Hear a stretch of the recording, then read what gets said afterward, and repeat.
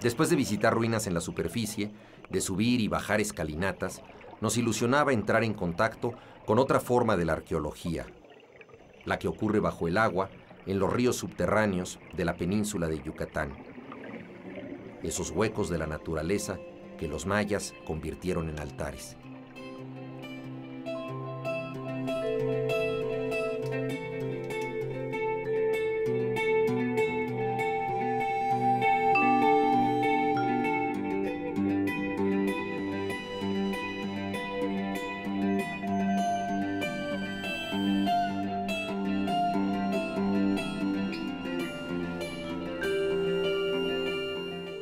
Estamos en el cenote Joltún, que está dentro del sitio de Chichén Itzá. Una belleza natural maravillosa. Y también se siente aquí puede percibirse, mejor dicho, el simbolismo que los antiguos mayas tenían hacia estos lugares por las formaciones maravillosas de estalactitas que hay a su alrededor. Uno puede entender por qué consideraban esto una parte muy importante de su universo. Esto también habla de vida. Se percibían estas formaciones como si estuvieran vivas. Hay actualmente todavía una tradición oral, por ejemplo en Chiapas, que habla de que estas estalactitas son los pechos de la tierra que están amamantando a la tierra, por eso están escurriendo agua, como una analogía a los pechos de una madre que está amamantando a su hijo. Somatizan mucho estos lugares, que obviamente esto debe venir de una tradición oral muy, muy antigua. Y cuando este goteo se junta con las estalagmitas, que son las que brotan del fondo, o las que crecen en el fondo, y algunas veces se juntan formando una columna, se dice que la tierra copula. Y entonces esto es todo un canto a la fertilidad, a la vida.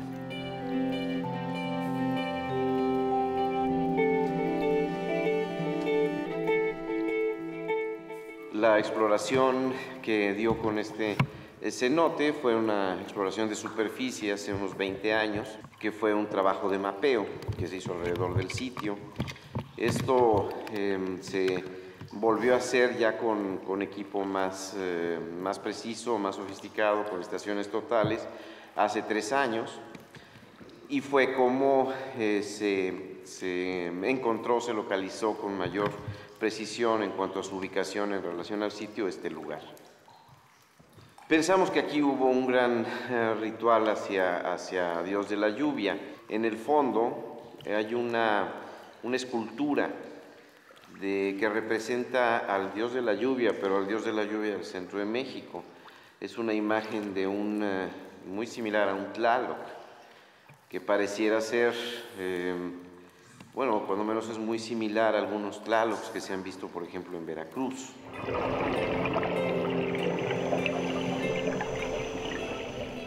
Todo esto obviamente está todavía sujeto a investigación, a que podamos entender más qué pasó aquí, pero estamos encontrando estos elementos, estos materiales que son muy interesantes, que nos van a permitir hacer algún otro tipo de indagaciones y sobre todo de conclusiones.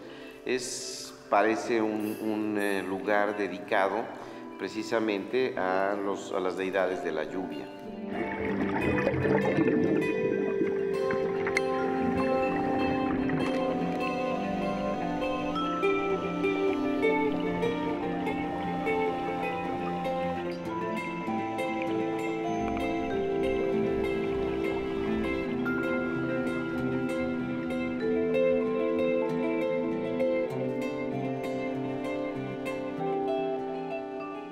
Hoy es un día de las plegarias escuchadas. Llueve sobre Chichén Itzá. Estamos en el cenote sagrado donde, según Fray Diego de Landa, eran arrojados jóvenes, doncellas y niños para pedir lluvia.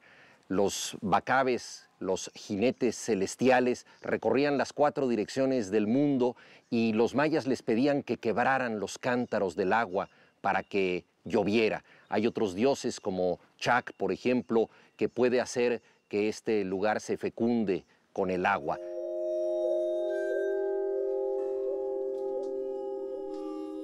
Se calcula que en Yucatán hay por lo menos 3,000 cenotes, en Quintana Roo hay otros tantos. Sin embargo, no todos ellos eran utilizados para el agua de beber. El cenote sagrado tenía una función ritual importante. El principal sacrificio que aquí se hizo fue el de prescindir del agua potable para convertirlo en un espacio de adoración. Aquí fueron a dar lo más valioso que tenían los mayas, sus niños. La mayoría de los esqueletos que aquí se han encontrado son de niños, las doncellas, los jóvenes. El rito. El cenote sagrado es un sitio que nos informa de la honda preocupación que tenían los mayas por que lloviera, por pacificar y alimentar a los dioses, por recibir la lluvia, como ocurre hoy en día en que los bacaps han escuchado las plegarias.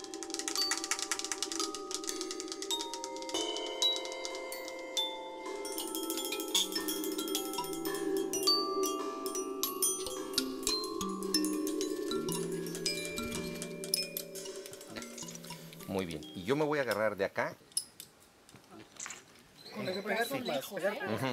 A ver. Viene Juan. A ver, sí, la tomo aquí. Y aquí ya me suelto.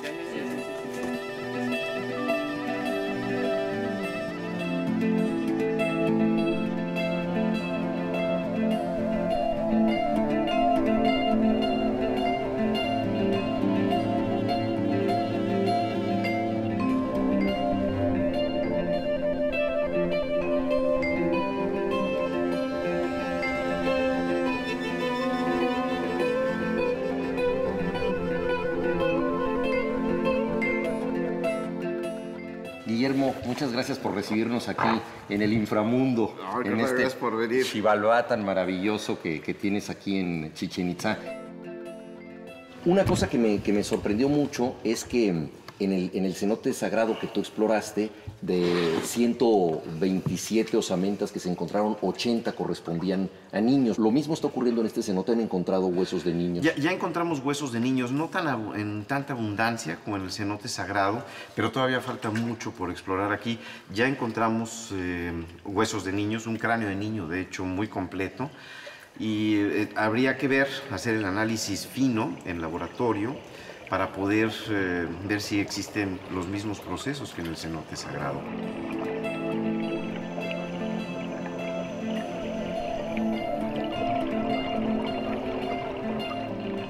Hasta ahora este contexto es maravilloso también porque están ahí los huesos, está el material y está tal y como debió haber quedado hace, no sé, 800 o 1000 años, lo cual es una extraordinaria oportunidad porque es un cenote que no ha sido alterado afortunadamente. Y contrario al cenote sagrado, en donde no se ve nada, el contexto era muy difícil, es muy difícil de poder interpretar. Aquí tenemos el caso contrario, el agua es maravillosamente clara, ¿no? Este cenote es como una cápsula de tiempo. Exactamente. ¿Y qué sentiste tú cuando entraste por primera vez? Eres el primer intruso en siglos que entra aquí. ¿Qué emoción sentiste? Sentí exactamente eso, que era un intruso, que realmente uno no se siente con la suficiente derecho para entrar a este sitio, que finalmente es un santuario, ¿no? Pero la verdad es que es una emoción muy grande.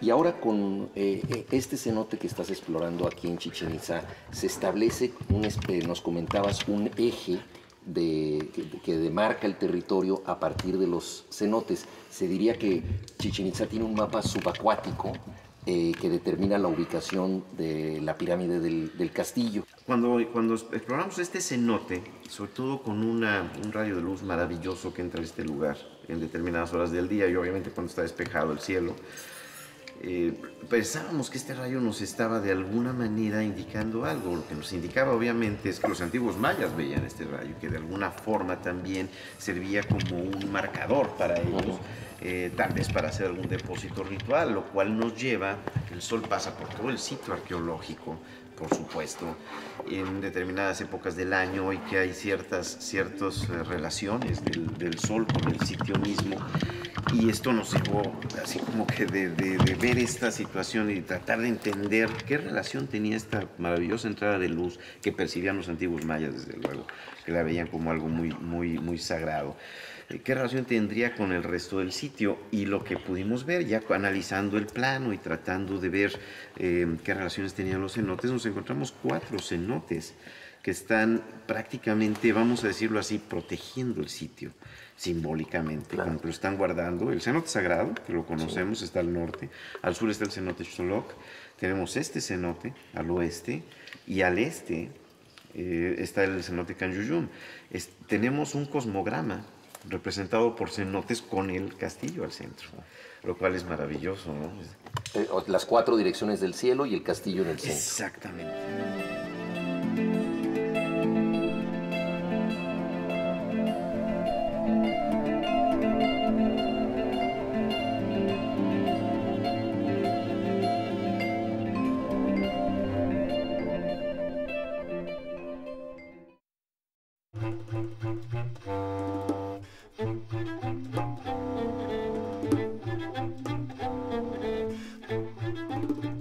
¿Hay evidencia de que hayan explorado ellos los cenotes, de que bucearan, por ejemplo, nadaran o...?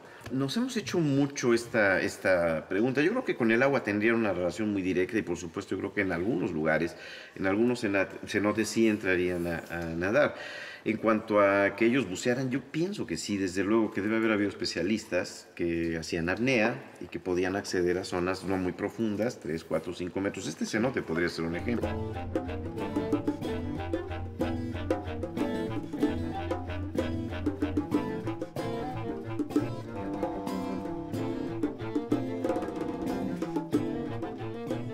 De acuerdo a este contexto, algunos de los materiales arqueológicos que hemos visto pertenecen al periodo conocido como Clásico Terminal, por ahí por el siglo X, en donde se registra una sequía muy intensa, una de las grandes sequías del área maya. Pudo haber habido un descenso en el nivel de esta agua dulce, es decir, que las personas que hicieron esos depósitos no arrojaron de ahí arriba las ofrendas, sino que bajaron aquí a donde estamos nosotros. De alguna manera se aproximaron a una caverna que debe haber estado expuesta, es decir, debe haber estado más bajo el nivel del agua y hecho depósitos en ese nicho natural. De hecho, aquí se ven claras marcas de un desnivel del agua. Esto es nada más el estiaje.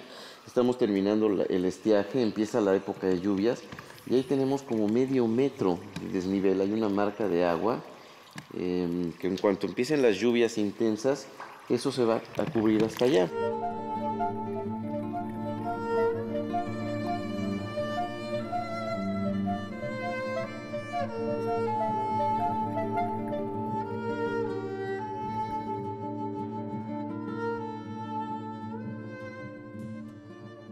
Hay una leyenda que se habla de un sacbé submarino que llevaría, digámoslo así, hacia Occidente y que alguna vez los Valores y Kukulcán podrían regresar por ahí. Un poco la leyenda de Quetzalcóatl relacionada con el mundo submarino.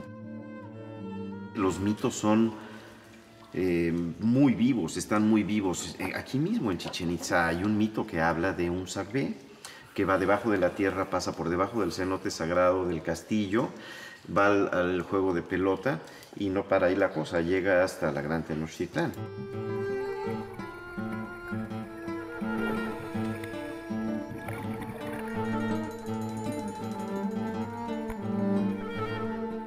En este sentido hay un lugar fabuloso que tuvimos la suerte de documentar en nuestro proyecto de 2007, en donde encontramos un sacbé que tiene más de 100 metros.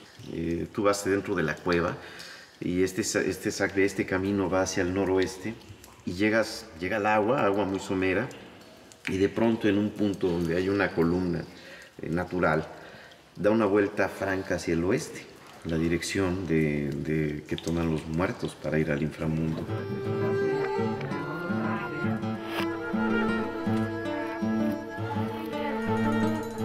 Y el Sagué sigue hasta que el agua se vuelve demasiado profunda, pero ellos ponen 2 enormes piedras monolíticas perfectamente labradas, cuadradas, como una continuación del Sagué. Sorprendentemente, cuando buceamos este lugar, esta cueva, la dirección de la cueva inundada es el oeste. Pensamos que la construcción del Sagué obedece precisamente a una especie de marcador hacia el inframundo. Exactamente. En el mundo maya todo está interconectado de alguna manera y esta ronda del cosmos se repite y el inframundo y esta dialéctica de los elementos. ¿Habría alguna relación entre el juego de pelota, que también es un espacio de los sacrificios, y los cenotes? ¿Cómo estarían vinculados? Yo creo que están vinculados muy directamente, porque el juego de pelota lo que representa precisamente es esa grieta en la tierra, esa grieta a través de ese portal a través del cual se accede a otro mundo, al inframundo, al mundo de los espíritus, de las deidades. Y es pues nada menos en donde estamos, ¿no?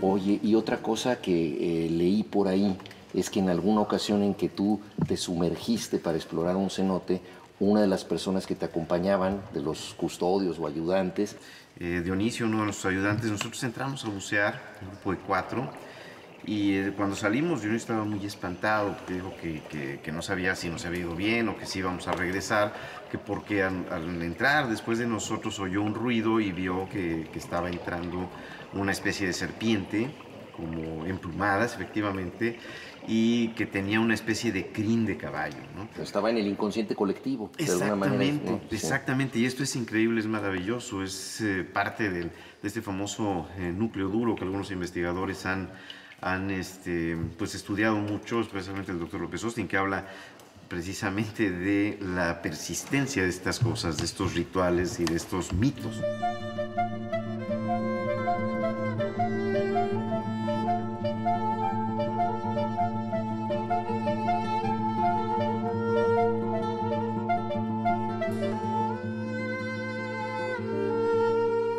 Hay otras ceremonias que se siguen haciendo, por ejemplo, el curar de espanto. Muchas veces la gente anda en una cueva y de repente se empieza a sentir triste. Además, yo he oído testimonios muy interesantes. Entonces, la tierra capturó a tu alma. Entonces, por eso la gente está como triste, como decaída, no tiene ánimo y demás. Entonces, muchas veces van a una cueva y entonces presentan una gallina o presentan un borrego o algo y lo matan a la entrada de la cueva. O también pueden hacerlo en el borde de un cenote. Y le están ofreciendo el espíritu de este animal a los vientos que capturaron el alma de la persona para que la libere. Siguen haciendo rituales, tanto en cenotes como en cuevas.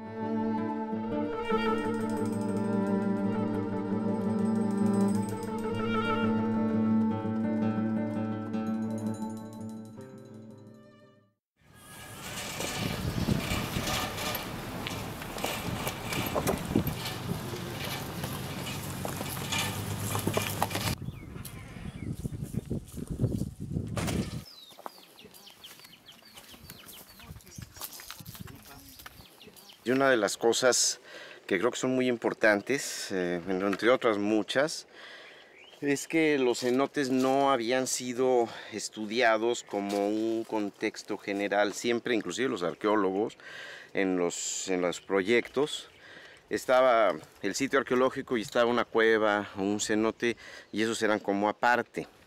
Afortunadamente se han empezado a integrar. No es únicamente el agua, fue un error durante mucho tiempo. Está el agua y la parte de arriba. Y sí, obviamente era un espacio liminal para los antiguos mayas, era una entrada a lo sobrenatural, pero de hecho era todo, era la cueva y era el agua. Por eso este cenote, que tiene un área de caverna muy interesante, nos ha dado datos muy importantes, porque hay una estructura ahí que necesitamos estudiar con más detenimiento. Entonces, pues vamos a verla para no platicarla tanto, ¿no? Adelante.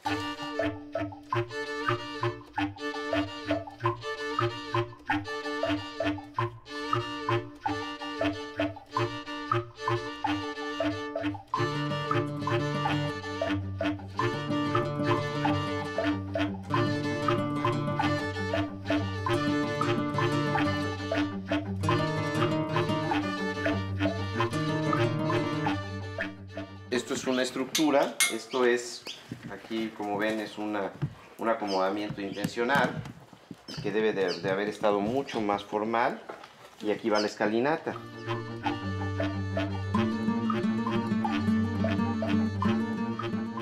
Hemos encontrado estas piedras triangulares con una base, están careadas, parece ser que esta se rompió. Parece que están marcando algo, obviamente este sentido de la verticalidad que se tenía en el simbolismo maya y mesoamericano en general. Las pirámides, las estructuras representan eso en gran parte. Y hemos encontrado en cuevas varias de estas. Ya tenemos varias cuevas con reporte de esto. Los cenotes cumplen la función de cavernas submarinas. Algunos de ellos conducen a una pirámide. Ese camino de agua une a un templo con los líquidos misterios del origen.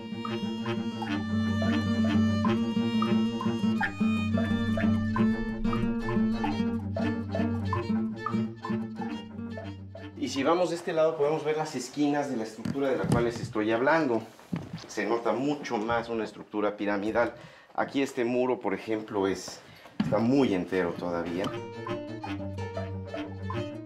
Y esto es muy probablemente una cueva que fue utilizada en cuestiones de sacralidad, rituales, muy probablemente, durante el periodo clásico terminal, de acuerdo a tiestos cerámicos que tenemos bastantes todavía aquí dentro de esta cueva, y también debajo del agua. Creo que de aquí se nota muy bien los alineamientos, las esquinas. Y obviamente, sí, esto de tener una elevación dentro de un espacio hundido, como una cueva, es bien interesante porque es un simbolismo doble. Es como una montaña dentro de una cueva. Esta relación a mí se me hace muy interesante. Cuerpos de agua, cueva, obviamente árboles que sus raíces vienen del inframundo, nos recuerdan mucho al árbol que está sosteniendo el universo, a la gran ceiba sagrada, cuyas raíces se originan precisamente aquí, dentro del inframundo, crece y sostiene el universo entero. Y el hecho de que encontremos una estructura piramidal elevada dentro de una cueva exacerba el simbolismo, la ritualidad de estos sitios, ¿no?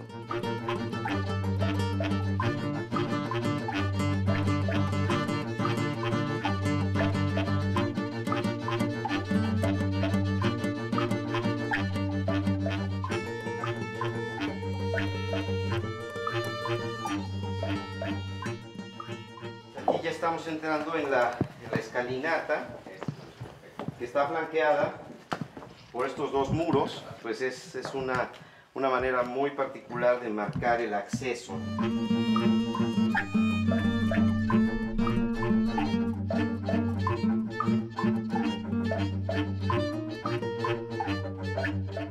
De aquí se aprecia muy bien la estructura. Claro. Tenemos el muro enorme. Y se aprecia cómo es una estructura fabricada, construida por los antiguos mayas. No es un derrumbe natural, ¿no? La escalinata aquí la podemos ver, con la sombra está perfectamente bien delineada, con toda la intención de bajar hacia esta zona donde estamos, en donde hay una pequeña terraza. Pues una gran cantidad de tiestos cerámicos.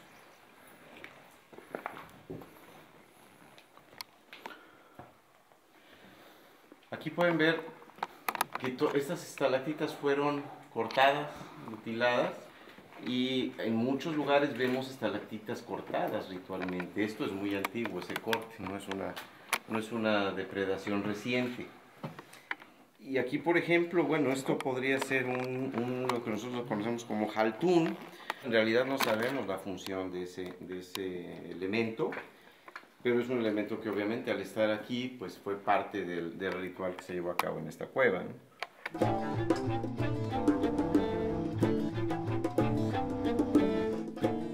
Es un medio, pues vamos a decir, adverso para el hombre, y sin embargo aquí percibieron los antiguos mayas y algunos grupos mayas actuales, pues todo un grito hacia la fertilidad, hacia la vida.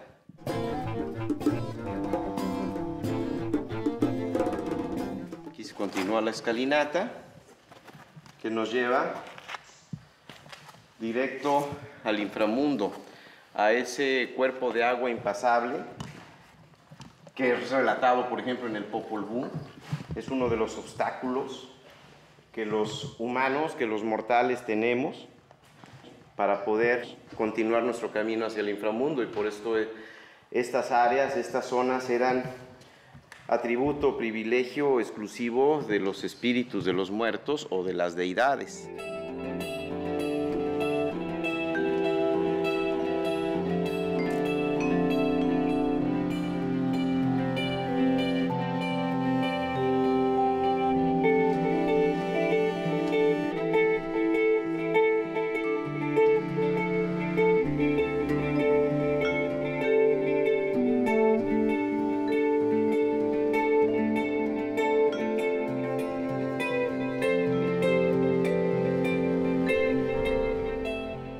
También la cueva se asocia al Génesis, ¿no? Al principio, a la creación, ¿no? Por eso también tiene un aspecto fundacional. Por ejemplo, en inscripciones mayas que se han leído, muchas veces al referirse a la ciudad de un señor, no dicen su ciudad, sino que dice su cueva, ¿no? Chen es el término en maya antiguo. Entonces dice, por ejemplo, K'ab Chante, ¿no? El señor sostenedor del cielo, y dice Uchen, ¿no? Sakti, ¿no? Su ciudad, Uchen, su cueva. ¿Por qué? Porque al referir a la cueva está evocando al momento fundacional. ¿Por qué? Porque la cueva se asocia a la creación. Cenotes y cuevas, además, son espacios duales. O sea, coexiste lo sagrado y lo profano. La primera función de un cenote es sacar agua. O sea, no porque sea ritual no le van a sacar agua, ¿no? Sobre todo cuando es el único cenote de la población, ¿no? Aparte, en cuevas, el mismo Landa lo dice. Landa menciona cómo algunas actividades domésticas las hacían dentro de las cavernas. Por ejemplo, el tejido de palma. ¿Por qué? Porque es un ambiente fresco y húmedo. Entonces te dura más la palma fresca, ¿no? Puedes trabajarla más.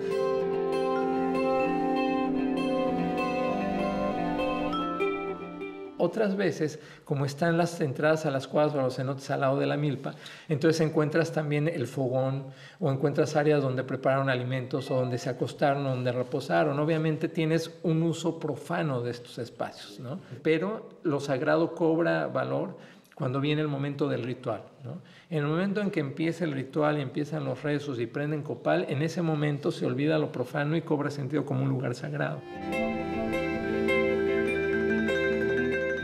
Lo más importante, cuevas y cenotes, es que abren la posibilidad de una puerta que abre, ¿sí?, el contacto con el mundo inmaterial, con lo sobrenatural.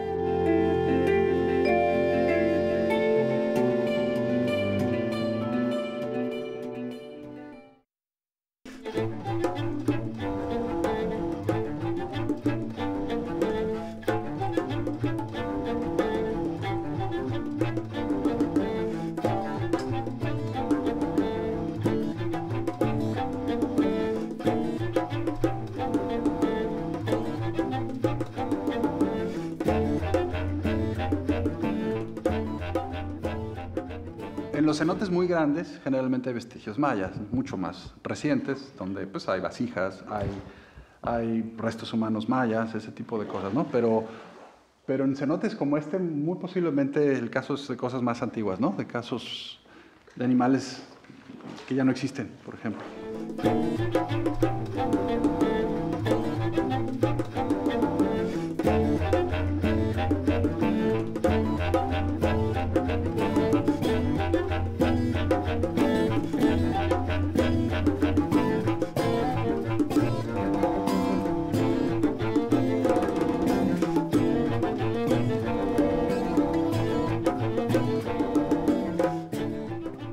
Cuando tienes un agujerito en la selva como este, un pequeño agujerito que realmente ni se ve cuando caminas por la selva, definitivamente es una trampa, donde alguien alguna vez se pudo haber caído, me refiero a un ser humano, o se cayó un animal o algo. Entonces, yo creo que cuando ves algo así, luego ves una depresión grande, te da una idea de que pudiera haber algún vestigio interesante por ahí, ¿no?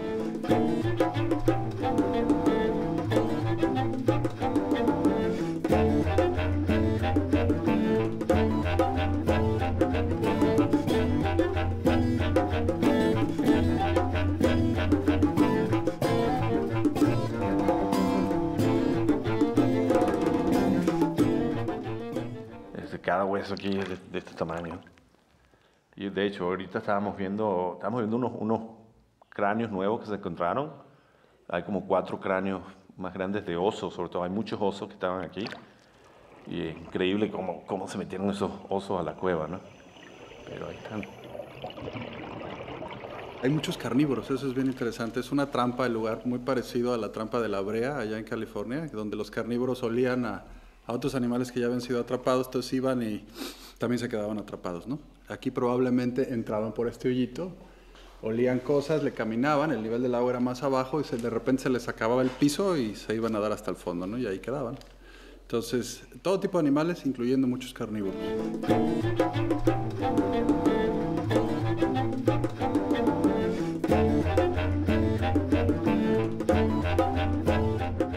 Los restos humanos se conoce que es una muchacha, no maya, sino una muchacha paleoindia. La antigüedad todavía no se conoce, no se tienen las diferentes pruebas que se pueden utilizar para datación, no han arrojado realmente todavía datos muy de confiar. Para allá va. Es una muchacha chiquita, entre 16 y 18 años de edad, con un cráneo pequeño y con huesos y extremidades pequeñas, de una estatura no más de 1,40 y tantos tal vez.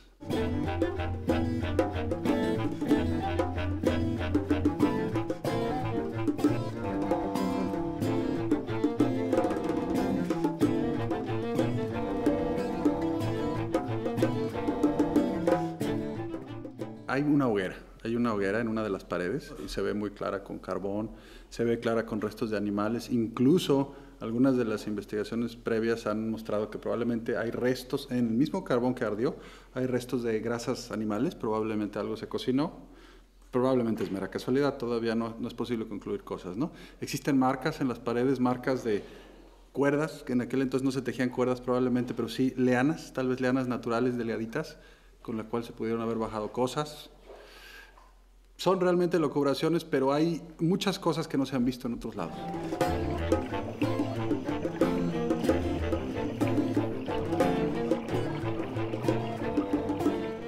Ahora, desde el punto de vista científico, ya no nada más de fotografía y de mapeo, pues falta de todo. Falta trabajo de conocer la antigüedad de las rocas, la estratigrafía del fondo, la formación, cómo han sido las formaciones con respecto al tiempo, tanto de este hoyo, cuándo se abrió. Si logramos saber cuándo se abrió este agujero, logramos saber la antigüedad máxima de los animales que están adentro, ¿no? Entonces, todo el trabajo científico, digamos, desde el punto de vista de rocas y antigüedades, es falta y falta y falta y falta, ¿no?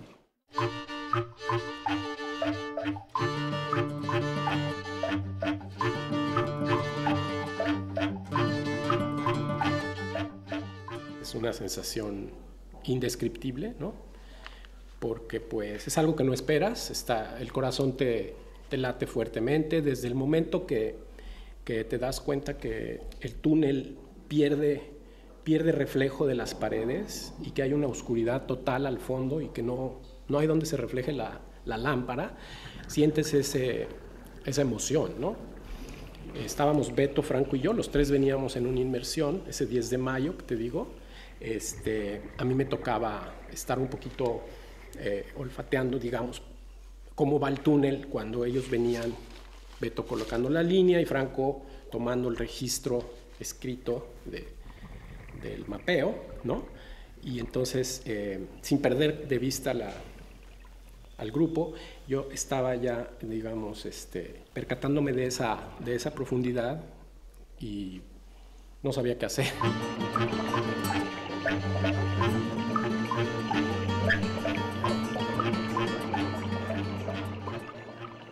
vimos que había algunos túneles que podríamos seguir en el futuro y lo que hicimos fue regresar a ir a ver esos túneles. Entonces encontramos en el túnel noroeste otros restos, ¿no? En agua dulce, que es el agua que se encuentra más somera. Y fue hasta unas semanas después, cuando preparamos ya mezclas para la profundidad y todo, que pudimos hacer las inmersiones profundas y de hecho encontrar todos esos restos, ¿no?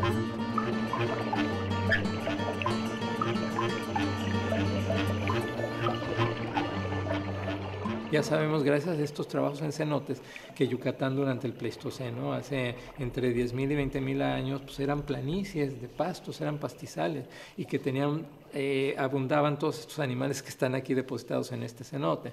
Gonfoterios, mamuts, caballos, llamas, camellos, ¿no? Tapires, perezoso gigante, liptodontes, todos estos animales, y los carnívoros, ¿no? Dientes de sable, pumas y todos estos. Y ahí ya tenemos grupos de cazadores-recolectores. Hay que ver eso, por eso es tan importante, por ejemplo, este hallazgo, porque si es parte de un ritual te puede hablar de qué tipo de culto hay, si existe este animismo que hay.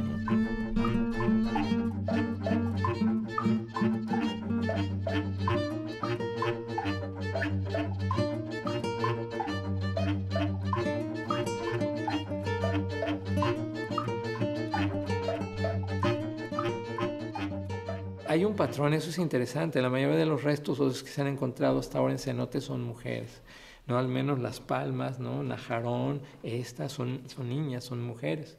Entonces habría que ver si es parte de algún ritual, ¿no? O qué es. La madre a lo mejor que es depositada otra vez en la madre tierra, no sabemos. Entonces esto es lo importante de estos contextos que te permiten abrir sobre eso, ¿no?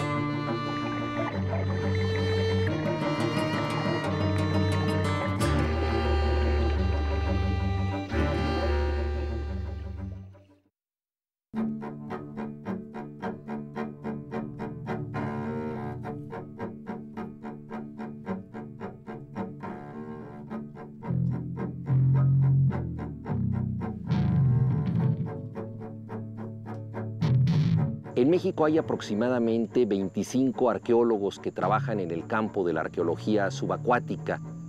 Se trata de un campo que seguramente dará mucho de qué hablar en el futuro. Tan solo en Yucatán hay 3.000 cenotes. Podemos imaginar los secretos que guarda el agua. En este campo la arqueología tiene mucho pasado por delante.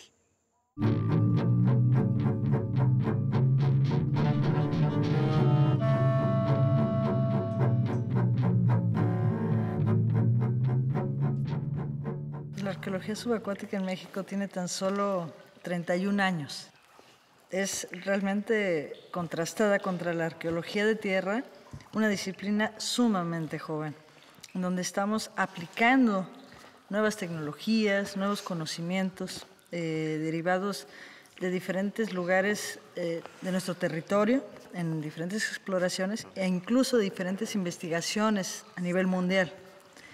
Pero aún así, la arqueología subacuática de cenotes es todavía mucho, mucho más joven. Realmente está en una etapa de exploración, en una etapa muy parecida a lo que sucedió en el siglo XIX con estos exploradores que llegaron a las ruinas mayas y se encontraron con una selva cubriendo grandes edificios. Es lo mismo, estamos justamente en esa etapa en nuestro país y a nivel mundial, ¿no? Justamente donde los contextos aún están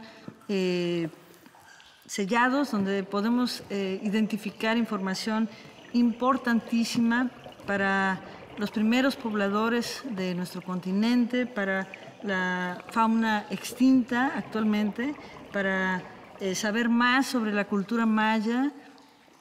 Tenemos una riqueza impresionante que aún podemos investigar de una manera científica y sistemática y también de manera multidisciplinaria.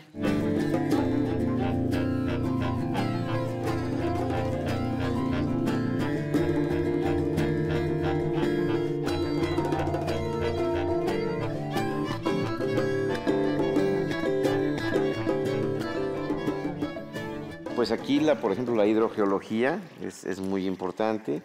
Los paleoclimatólogos, estos científicos que están estudiando los sedimentos, los núcleos de sedimento, que pueden determinar, han determinado hasta 10, 12, 15 mil años. Desde luego los biólogos, que tienen también un papel importante aquí, los meteorólogos, en fin, es multidisciplinario. La arqueología de sábelo todo, que tú puedes hacer todo en un proyecto, terminó hace muchísimos años. Entonces, sobre todo en subacuática, es tan complejo el contexto que necesitamos la ayuda de muchas disciplinas. Y dentro de la subacuática misma hay también divisiones, y también los subacuáticos, algunos nos especializamos en el estudio de los huesos, algunos otros en cerámica. En fin, es un trabajo enorme, enorme el que hay por hacer aquí.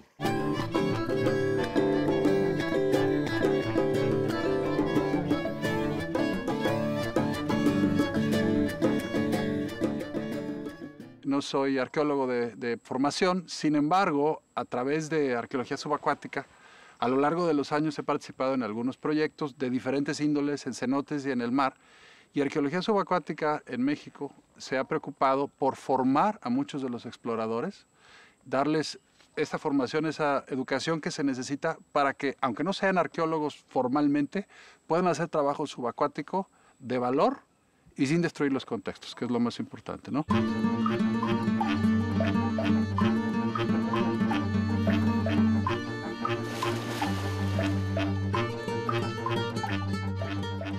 El mover un elemento de su contexto hace que se vayan perdiendo las claves esenciales para la interpretación de la arqueología, de la historia.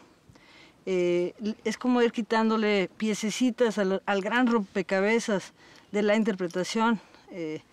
Y en ocasiones, exploradores o incluso colegas arqueólogos plantean la necesidad de extraer piezas de estos contextos.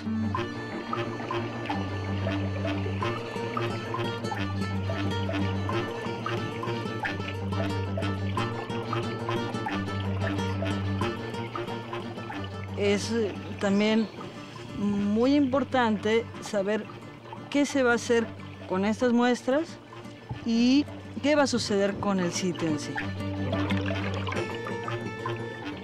En un futuro tú no sabes si va a haber nuevas técnicas de registro, de fotografía, de video abajo, de mapa, incluso de topografía ahí abajo. Entonces también es una responsabilidad muy grande porque es un legado a fin de cuentas y tú tienes el compromiso de mantenerlo lo más inalterado posible para las generaciones futuras. O sea, es una gran responsabilidad. Entonces también tienes que evaluar, o sea, qué tanto vale que ahorita unos cuantos puedan bajar y lo vean y que dentro de 100 años digan como en el Palacio Quemado de Tula, ¿no? Ay, qué lástima que no tomó muestras del carbón porque ahorita lo podríamos fechar, ¿no? Y hubiéramos sabido cuándo se quemó este palacio.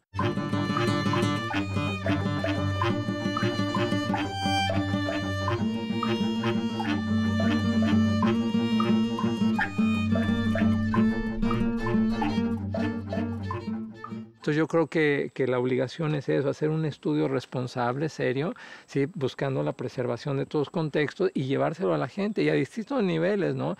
Desde el científico que sepa geológicamente qué pasó y en qué años y qué procesos naturales sucedieron y los animales, que los paleontólogos te digan exactamente qué especies son, qué importancia tienen, o los restos humanos o culturalmente hablando, o sea, todo eso a nivel científico y a un nivel también general de difusión. Entonces, con todo eso, bueno, eventualmente pues la gente ya va a quedar contenta, ¿no? Yo creo, va a tener conocimiento de lo que tiene en su país.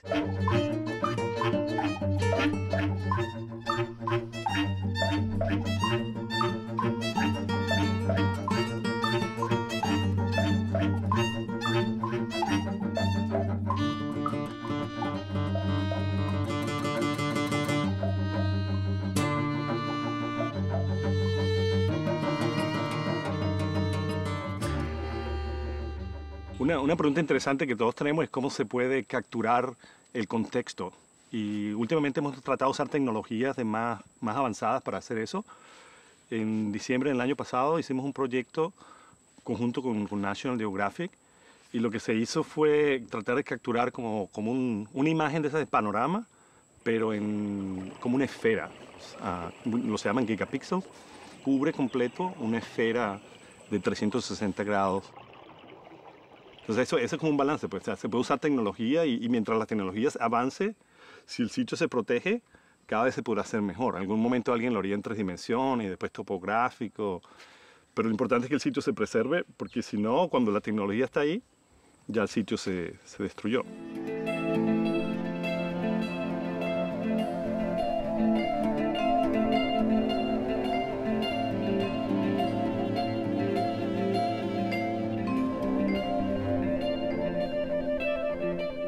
A mí se me parece increíble el cambio. Uno se siente aquí en la península ahorita y le parece que la península está cerca de la costa y tiene este tipo de vegetación.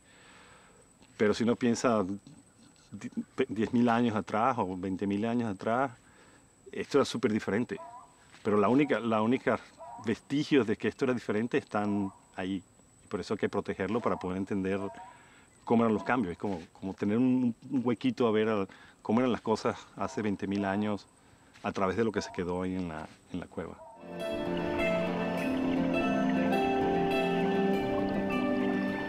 Cada vez que yo veo un cambio, a veces me pregunto si fue buena idea o no encontrarlo. Si al final, en 10 años, Hoyo Negro está todo roto, la respuesta para mí será que no fue una buena idea descubrirlo.